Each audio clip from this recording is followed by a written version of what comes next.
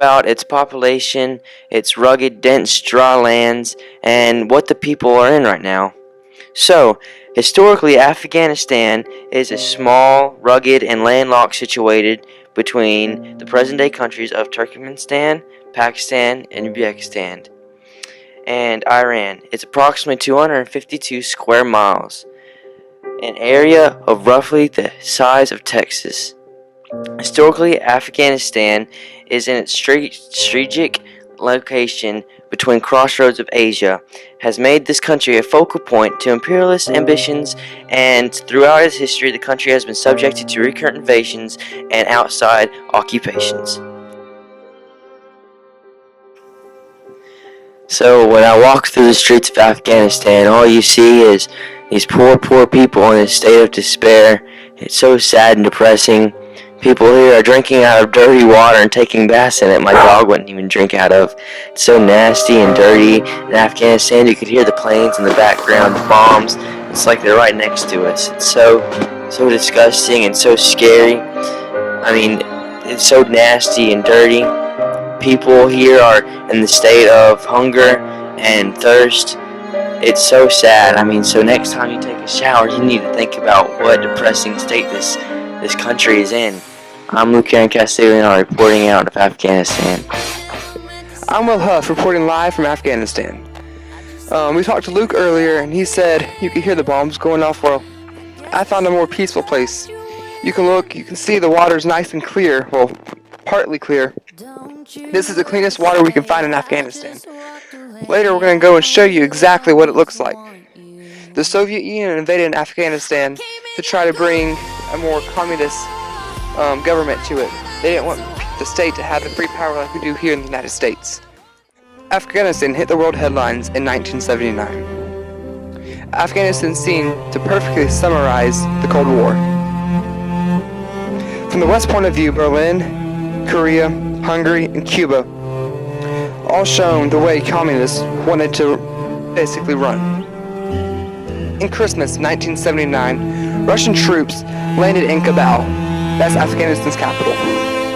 The country was already in the grip of a civil war. The Prime Minister, Jesus, a man tried to sweep aside Muslim tradition within the nation, and he wanted more Western slant of Afghanistan. He wanted a free country, a free democracy like we have in the United States.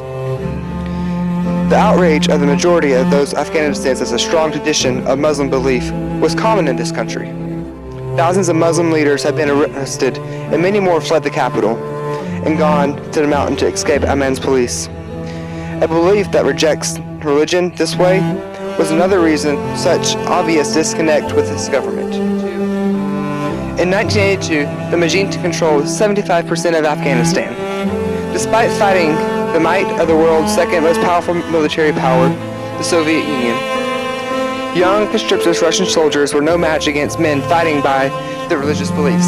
This kind of sounds like the American Revolution, where America wanted to be free. The British could send all the troops they wanted, but America was fighting on the belief they wanted to be a free nation. They didn't want to be told what to do. Though the Russian army had a reputation, the world in Afghanistan showed the world just how poor the outside of the military displays. Army boots lasted more than 10 days before falling into bits in the harsh environment of Afghanistan mountains. Many Russian soldiers deserted to the Mujahideen. Russian tanks were little use in the mountain passes. The United Nations had condemned the invasion as early as January 1980, but the Security Council motion called for the withdrawal of Russian forces had been vetoed by Russia. So the big question is, what did America do? Did they go and help Afghanistan? Did they help the Soviet Union? The answer is no. They didn't directly help Afghanistan. They let them use their missiles. They didn't get involved because they knew that the Soviet Union got themselves into their own theater.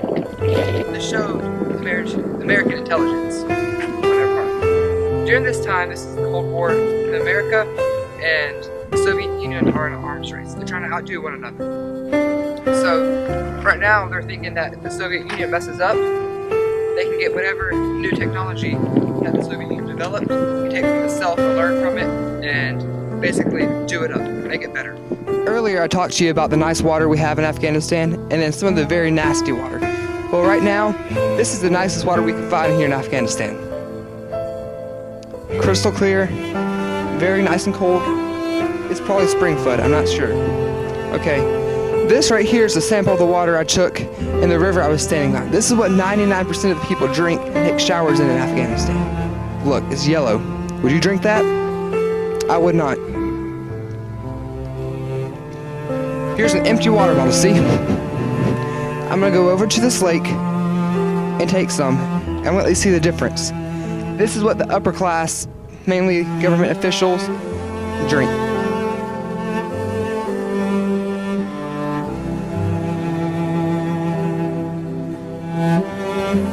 Can you see the difference? I can.